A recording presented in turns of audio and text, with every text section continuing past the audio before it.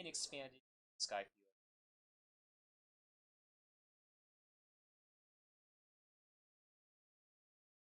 And I love this play. I play a lot of Lycan Rock decks. If you go first, you can't attack. You don't need the double colorless. Getting one energy on that Rock Ruff, ready to then use a dangerous Rogue GX later in the game.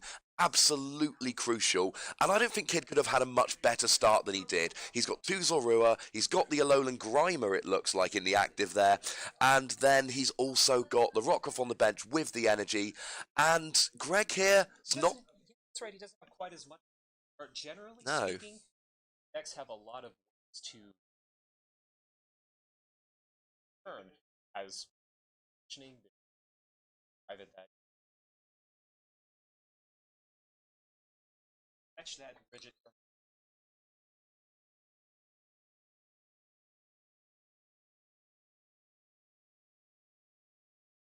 to draw ever pseudo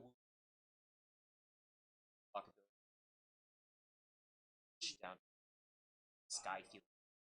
That's actually really big. It limits Zoroark's damage output, which is lovely. One thing I must mention, looking at Kid Starck's his deck list here, he actually has taken a page out of Tord Reklev's book. He's playing 3 copies of Bridget, and that's what players do. The theory is, once I get my Zoroark out, I can use trade, and I'm golden. I need to get the Zoroark out. How do I do that? It is all about making sure I get that turn 1 Bridget. Playing 3 copies is big. Now, he does play the Tapu Lele, and he uses it to grab himself a Guzma. That's right. Still got that Alolan Grimer. It's not that Alolan Muck isn't coming out, but he wanted to get the Zoroark in the active. He had a choice between taking a prize or getting the Alolan Muck that turn. He went for taking a prize. I can't disagree with that. Oh yeah, absolutely. Now, over on Greg's side, it looks like he's finally beginning to stabilize his setup. We notice that he runs, in the active position, a Tapu Koko. That card with its flying flip ability lets you deal 20 damage to all of your opponent's Pokemon. Well, I'm not really sure, given how good Kid's setup is, how helpful that will be. I think that it could have the potential of putting some Pokemon in range. However, if I'm in Greg's shoes, I'm wanting to go a little bit more aggressive, where you can do little bits of damage to things, or a whole lot of damage to one thing. Yeah, I agree with you entirely there. I mean, he has got the free retreat on the Tapu Koko. The thing is, Kid doesn't even need a Skyfield to get a KO on that Tapu Koko. He needs one more bench Pokemon, and that's another prize. If Greg here could maybe get a double colorless for the Zoroark, you're going to be 2-hit KOing unless you get, the Skyfield and a huge bench, etc. Maybe getting that first hit on the opposing Zoroark could be a good deal, but we actually see a Guzma here. See a Guzma from Greg. He's just returning fire, and it looks like he has knocked out the Rockruff with exactly enough damage with Riotous Speeding. Kid was threatening That's some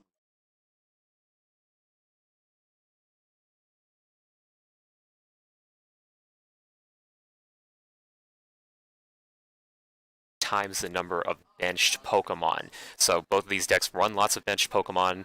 It's a big deal, and that's a fighting Pokemon, and Zoroark is weak to fighting. And even with a double colorless energy, Claw Slash does 110. That's enough to pick up the knockout. I said myself how much I loved the basic energy on the Rockruff turn 1. I thought it was a great play. It was a really good shout. Unfortunately, Greg saw the same thing that we did, and he was like, no. I ain't falling for that one.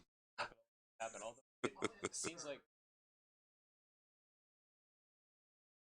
Having that turn 1 Bridget, where Kid has multiple approaches he could take. He could go deep and go long to try to get exactly 210 damage to knock out the active Zoroark GX. That would put him in a very good position. That's lots of resources that Greg would lose. Or if he fails to get that, another thing he could do is reuse or use another Guzma we saw last turn from both players to knock out that Zorua on the bench for a cheap prize. Yeah, and that would be really good, just limiting the options. There's a Zoroark already in play, but that guarantees that Greg will not have a second Zoroark the following turn.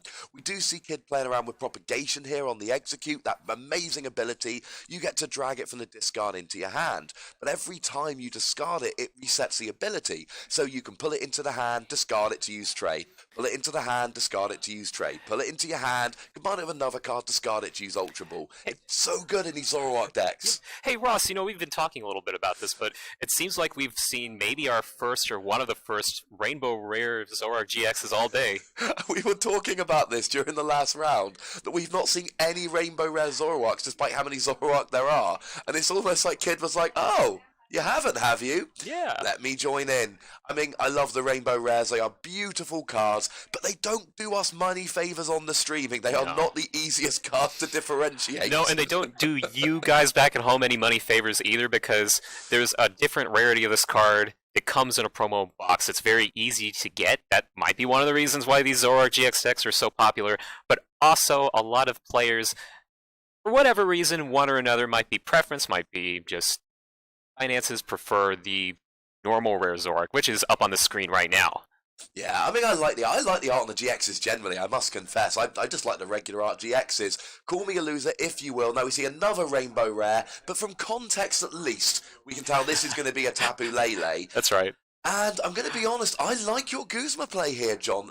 There's plenty of options. He doesn't have to use that. He might go for a draw supporter like a Colress, for looks instance. like it. Yeah, and he's still got the opportunity to maybe go long later on. Now, you notice that he has tilted his Zoroark a little bit to the right from his perspective. For you guys back at home, that's probably like a 45-degree angle. Now, some players like to do that to show that they've used their ability. That's not to be confused with status conditions, which require you to flip. Instead, he flips in kind of a special angle. You don't have to do it, but it's helpful and it keeps track of things. So, good job, kid. Great for us. Now, I love what Kid's doing here. He went and got the Colress. Now, unbeknownst to us, as I said yesterday, we don't have the same information they do. He knew he could bench a Rockruff. He knew he could bench a Shaman, draw some more cards, hopefully bench more Pokemon. So what looked like a Colress to 6 is already becoming a Colress to 9, and potentially even more depending on what's in his hand.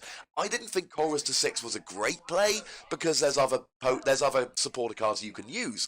But now he's going to use an Ultra Ball, which he might go for the Alolan Mark. He might go for a basic Colress to 10. Oh, and it looks like he's going for the Shaman so that... Now, I'm not sure exactly what's in his hand or not. I think going for the Shaman is the correct play either way, because that lets him get more cards. Its ability setup lets you draw until you have 6. He could be digging... Yep, there we go. That's exactly why he played it. He was digging for that choice band. He only runs so many. The odds are tough. But off that Colress to 6, he drew... He hasn't even played the Colress yet. He's still got the has Colress it? in his hand. No, Oh my goodness. He got the Colress and then started... Because I didn't love the Colress to 6, but now he's just been benching stuff. And at least I don't think he played the Colress. I think he played it for 6 and then hit a couple of those basics and then... He's got dug the KO into his anyway. deck. He's got the KO. We haven't So. actually said that yet. He's hitting 210. This is a huge there we go. KO. Okay, maybe he did play the Colress for. Either way, he's got the KO. That is by far the most important thing.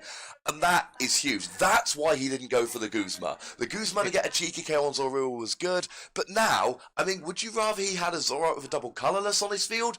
Would you rather he had a Zorua? Greg's setup here is poor right now. Not his fault. Very He's poor. not got much. Yeah, well, it's also the fault of math in a sense, which is a combined thing. It's a little bit of luck, but remember, you always have control of your list. However, 2 Bridget is a totally reasonable number to play. The difference between running 2 Bridget and 3 is one of those very nitpickety things where if you're buying a theme deck for the first time, you're probably not too worried about that. You're just ready to have fun, enjoy the game. And these guys are ready to have fun and enjoy the game too. But when you're at this really high competitive level, every little bit counts. And remember, odds are an important part of the game. Yeah, I mean, it's not my fault, it's math's fault. Cannot blame you for that one. I mean, Greg here, he's not out of this game, but he's gonna need some big explosive turn. Yeah. He's gonna need the Zoroark, the double colorless energy, the choice band. There's already a Skyfield in play which helps him, but he's gonna need to go up to 8 Pokemon on his bench. I mean, essentially, Greg needs to do what Kid just did. And it looks like he's playing an N here, so he's going to 5 cards. N lets you shuffle your hand into your deck, draw cards up to the number, not up to, that's a little older, but a card, but the exact amount as you have in prizes. So Kid will be drawing 3, Greg will be drawing 5. So we were just talking about math, hating math. I think Greg might be hating math right now because he has relatively low odds to hit exactly what he needs for any knockout. And it looks like he didn't hit much of anything, did he? No, that is not the hand he was looking for, and he just concedes the Oh, game. yeah. And I like this. This is a 50-minute Swiss round. They don't have much time, and it's a bit of a mirror match. And the thing is, you don't necessarily have those options for the huge comebacks in the mirror like you would in other games. Had Greg gotten a big KO on the Zoroark that turn, they even up at 3 prizes. Maybe he can bring it back. But it wasn't just that Greg was down by a couple of prizes. Kid had 2 Zoroark in play. Kid had the double colourless, I think, on both Zoroark. So Greg knew that Kid was going to keep KOing and keep KOing. Unless Greg got the KO that turn, and even if he did, it was not in his favour. But when he didn't, he knew there was no way he won that game. He's not playing Parallel City. He's not playing these counter Right. stadiums. Yeah, however, going into the next game, Greg's nowhere near out of this series because he has a very special inclusion in his deck card called Hex Maniac, whereas Kid does not. Hex Maniac is a card from an older set.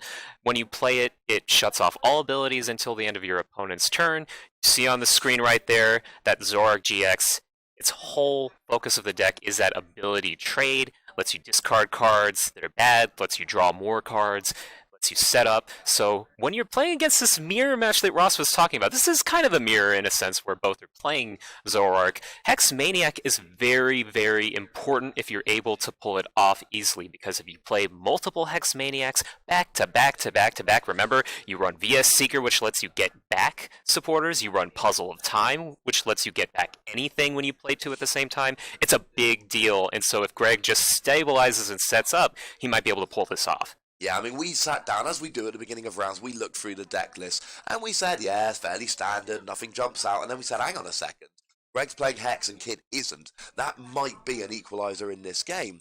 And let's face it, we saw that last game, Kid had the turn 1 Bridget without even using a Tapu Lele. Greg had to N, and he got a couple of basics, but it wasn't the same. Yeah. Greg's setup was a lot worse, and when your decks are largely doing similar things, you need that. The other thing is, Kid has the Lycanroc option, and that is also something which is huge in this particular matchup.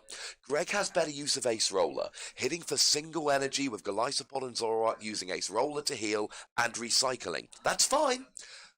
But Lycanroc's going to get a 1-hit KO. So if you Ace Roller better, but your opponent can take a big 1-hit KO, that's another thing that's going to be big. Greg needs to set up, he needs to go after the Lycanroc, and he needs to really rely on his Hex Maniac throughout the game. It is absolutely winnable for Greg, but Kid's 1 game up, and he's got Lycanroc. Although there is a certain trade-off since this is a Golisopod deck that Greg is using. It's Zoroark, but it's also Golisopod. Golisopod is a grass type. Lycanroc is a fighting type, but it's weak to grass, meaning that the amount of damage that Golisopod does to Lycanroc is doubled. So once Kid plays a Lycanroc GX down, he's committing himself to potentially losing 2 very cheap, very easy prizes. Oh, you're absolutely correct, and that is one of the fun interactions of this matchup. I'd still rather be in Kid's position in that situation, Oh, yeah. because you get to control, you get to dictate. You get to choose. You get to choose when you evolve that Rockruff. So you're able to go from a little Rockruff to 200 HP, but more importantly, you're able to score a knockout whenever you're ready. So sometimes you can wait until the end of the game to evolve and use that ability. Bloodthirsty Eyes works kind of like a Guzma at that knockout. So it looks like Greg is still Greg, mulliganing. He's had 2 mulligans, and I love. Thank you to the judge, really helping us out here. He's put a dice up or die up on the deck of Kid to denote how many mulligans there have been. And this is an awkward situation. I think I saw a Bridget in Greg's hand. Generally, it always used to be if your opponent mulligans, they're getting a few mulligan. You're giving your opponent extra cards. You want to end them. There's a handshake. They're ready to go. It looks like Greg, and now you may be wondering whether or not to go first or second going into the next game, but you've seen throughout all day long that players who have lost the first game generally prefer to go first. And I don't mean just generally, I mean almost unanimously, because you get so many options. You get the first chance to evolve, you get the first chance to attach energy, and Turn 1 gets this. Turn 1 gets this. Nobody wants to be turn 1 gets this. So we've got a puzzle of time, a single puzzle of time. That's the other effect of puzzle of time if you play one by itself. It wasn't a Bridget, it was a Hex Maniac I saw. That's Greg's right. hand is bad. It is. I mean, unless I'm missing something or he's playing pretty creatively, it looks like he needed to play that Hex Maniac to slow Kid down. Because remember, we were talking about all the different ways to get to Bridget, and most of those pathways to Bridget involve using an ability, so it's pretty clever to make the best out of a bad situation using that Hex Maniac, forcing Kid to have one of those 3 Bridgets or his computer search in his hand versus an Ultra Ball or a Tapu Lele for Wonder Tag to get one from your deck. Yeah, I mean, whenever you see somebody on turn 1 using a single puzzle of time to rearrange the top 3 cards of their deck, that means there is no end coming, there is no Professor Sycamore coming, there is no Bridget coming, because all of those cards would mean you really would not bother playing the puzzle of time. So, and then when they drop a Hex Maniac, then, I mean, don't get me wrong, that double colourless is alright. It means an Armor Press might come from Golisopod next turn, hitting for 100, reducing damage by 20. If he gets something next turn, if he goes Golisopod Grass Energy, that's actually not bad. But he still needs to set up. Right, I think he can definitely take control of the game if that is in his hand and if he gets that next turn. But it looks like the Hex Maniac has really tripped up Kid right here, because just taking a peek at the cards he's flashing to us, he's discarding multiple cards for Ultra Ball. It looks like he doesn't actually have a Bridget by itself in his hand. Oh, and that's big. He would, I mean, this would be an Ultra Ball for a Tapu Lele for a Bridget. It would definitely be that. Yeah. But he doesn't have that right now. So the Hex Maniac, this is what we were talking about in between games 1 and 2. This is actually a big thing. And he has slowed Kid down. And I didn't see what he's going to get from the single puzzle. But if he gets something like a Sycamore for the single puzzle, that Hex Maniac has literally just pulled him back into the game. Exactly, but in addition to that, not only has he been pulled back into the game, but Greg's kind of pulled Kid down into the exact same spot that he's in, because Greg's like, well, you know what, my hand is probably not that good, but let's make the most out of it. And Kid right now, I mean, it looks like he just doesn't have as much to work with either, so he's waiting and praying. Evo Soda, now that is another card which jumped out. Search your deck for a Pokemon that evolves from one of your Pokemon on the field and evolve it. That's huge, because now you get that Golisopod up. I like Evo Soda. It's another one of those tricks we see in Expanded that works very, very nicely. The question is, does he have anything else? Grass Energy, he gets a KO. But if he doesn't have a Grass Energy and he doesn't have a supporter, this won't help him very much. He's got the Golisopod, but it's just going to sit there taking a hit. Well, unfortunately, unless I see... Oh, he's playing another single puzzle. I think I saw a couple Acerola in his hand. You can't even play that card the way that Greg's board is right now. He's got it's Acerola and 2 double colorless energy. Yeah, 2 double colorless. You're absolutely right. And it looks like he's just sitting on it. He's just... I think he put a Bridget to the top of his deck, which is not all that helpful. Because turn 3 Bridget... And it's not like he has nothing after the Bridget. Yeah. Now, the horrible thing that we just saw on Greg's side is that 2 turns in a row he's played Puzzle of Time. So what that means is he looked at the top 3 cards of his deck the first turn, and they were all bad. But this last turn that Greg played, he was able to get a not-so-bad one to put on the top of the deck. So he might be able to stabilize. Now, going back to Kid, it looks like he's going to make the play that he wanted to last turn. And that's not bad. The thing is, Greg, he's had 2 turns. So Kid's sitting there going, okay, well, I didn't get what I wanted. But you know what? It's fine, because I've still got a bit of a setup. I've got a better setup than you. He actually chooses to go for a Zorua there, which I like. He had a Shaman in hand. He didn't need the Tapu Lele. He gets a new hand of 6 cards. He's got trade available to him. And he actually forwent the Tapu Lele. And I don't mind this, because he clearly didn't need it. And there is a situation here, and it's quite a lot to ask for. Kid could win this turn. He could. That's absolutely right, because we were talking about that earlier. We saw that in the last game where Kid was able to get a full bench of Pokemon. That's 8 Pokemon, so Riotous beating 20 times each Pokemon you have in play. That would be 9 Pokemon, 180 damage with the Skyfield in play. Play that Choice Band, which Kid already has. He's not going to have any trouble finding it. Get the win by this turn potentially, which would be incredible. I mean, he's actually not that far away. He's got the energy on the Rockruff to retreat. He's got the Choice Band. He needs Skyfield for, and he's got the double colorless. Yeah. And there's a Shaman. If he gets a Skyfield and 3 more bench Pokemon, that's and he got the Skyfield. And he's got a Professor Sycamore in and hand. He's got a computer search. He might well do it this turn if he can just get 3 more bench Pokemon. Oh my gosh. He's going to take the win. And you know what? He might even take the shortcut to show everything to Greg. But if he doesn't have all of that in his hand right now, then he's only going to be like a card or two away from being able to do it. So, And then he's playing a professor. I mean, you've got to think now he's just going to computer search for a Pokemon. Shaman if yeah. he's got it, but I don't believe he does. I think he only plays 2 Shaman. Doesn't look like he plays Battle No, he only Compressor. plays 2 Shaman. But there's another Pokemon. Plays the... Oh, he's on a Bridget! There he is! And there we He go! wins it! Yeah. Plays the Bridget, grabs Wow. those 2 Pokemon, 210 on turn 2 for the victory! Wow, that was incredible. That was incredible. I bet Kid's happy about that. That's something else. Now, these decks, they're very reliable. They have lots of ways to draw cards, especially later on in the game after you've gotten a Zoroark GX or 2 out into play to use multiples of those trade abilities. So you're drawing card after card after card, and I think he drew about like 17 plus cards that turn. He drew a lot of cards. And the thing is, you maybe don't do that all the time. He got the turn 2 210, which is crazy good. But he had to really overextend to do it. In some matchups, your opponent gets rid of the Skyfield, etc., and it all goes wrong. But in that matchup, it was nice and simple. It was, if I hit 210, I win the game right now. And in that situation, it's worth overextending. It's worth going for it, because you know, instead of some long back and forth, can I pull it out game, I can put myself at another win right this second. Definitely paid off for him. Exactly, and when you're in those spots, sometimes you have to pay the risk-benefit, risk-reward, try to figure out exactly whether or not it's worth to extend so much. But when you have literally a game-winning situation right in front of you, it ends up being a no-brainer if you think, my odds are at least 50-50, maybe I can make it a little bit better, especially if I draw like a Shaman, which Kid was able to do. Was that last turn? That was 2 Shaman in a row, wasn't it? 2 Shaman in a row, Yeah. and then I think he had a Professor Sycamore in hand, but he ended up with a Bridget as well. So rather than Sycamoring and hoping he hit the Pokemon, he just went, I'll use a Bridget. It was win condition. Guarantee. Yeah, that's all you need sometimes. That was such a good play, because he could have initially used a Tapu Lele for the Bridget, but then in that situation you're thinking, hang on a second, I might not have the Sky Field. It's a risky play. Yeah. But what's not risky is the interview we're just about to do with our winner, so don't go anywhere, because we're going to be back in a matter of seconds.